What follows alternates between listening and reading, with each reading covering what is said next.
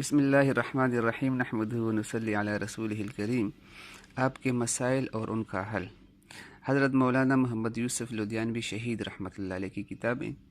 اب آتے ہیں آج ایک نئے مسئلے کی طرف۔ مسئلہ یہاں پر یہ کہ قرآن مجید کی جلسازی کے لیے وضو کرنا۔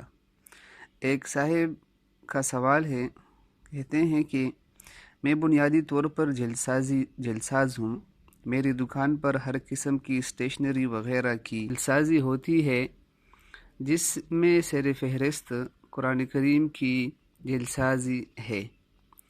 میرا طریقہ کار یہ ہے کہ جلسازی سے قبل صرف ہاتھ دھو کر جلسازی کرتا ہوں، تاہم بحیثیت مسلمان میرے دل و دماغ میں یہ بات ہمیشہ کھٹکتی رہتی ہے کہ قرآن کریم جیسی عظیم الشان عظیم البرکت کتاب کی جلسازی اگر باوضو کی جائے تو زیادہ بہتر رہے گا، مگر کام کی زیادتی کی وجہ سے میرے لیے یہ کام کرنا مشکل ہے۔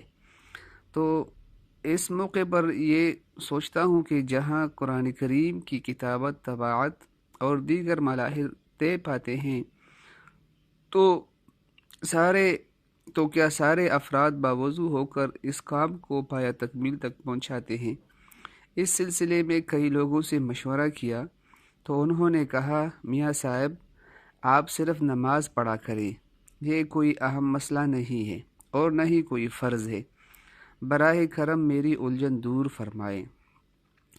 حضرت والا جواب دیتے ہیں کہ قرآن کریم کے اوراق کو بغیر وضو کے ہاتھ لگانا جائز نہیں ہے۔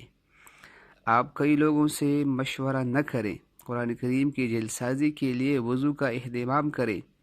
اگر معذور ہے تو مجبوری ہے، تاہم اس کو ہلکی اور معمولی بات نہ سمجھا جائے۔ قرآن کریم یہ اللہ تعالیٰ کی کتاب ہے اور دنیا میں سب سے زیادہ پڑھی جانے والی کتاب۔ اس وجہ سے ہمیں چاہیے جس طرح اللہ اور اس کے رسول صلی اللہ علیہ وسلم کا حکم ہو، اسی حکم کے مطابق ہمیں چلنا چاہیے، اور ہر کسی سے مشورہ لینے کی ضرورت نہیں ہے۔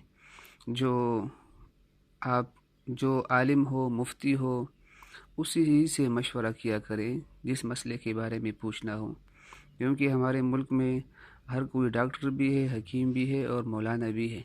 اس وجہ سے مسئلے میں احتیاط کریں، کیونکہ ایک حدیث میں آتا ہے کہ ایک شخص 80 سال تک عبادت کرتا رہتا ہے، اور جب قیامت کے دن آتا ہے تو اس کی ایک عبادت بھی قبول نہیں ہوتی۔ وجہ کیا ہے؟ کہ اس کو طریقہ نہیں آتا ہوگا۔ اس وجہ سے ہمیں چاہیے کہ کوئی بھی دینی مسئلہ ہو تو اس کو کسی عالم مفتی سے پوچھ لیا کریں۔ وآخر دعوانا ان الحمد للہ رب العالمین۔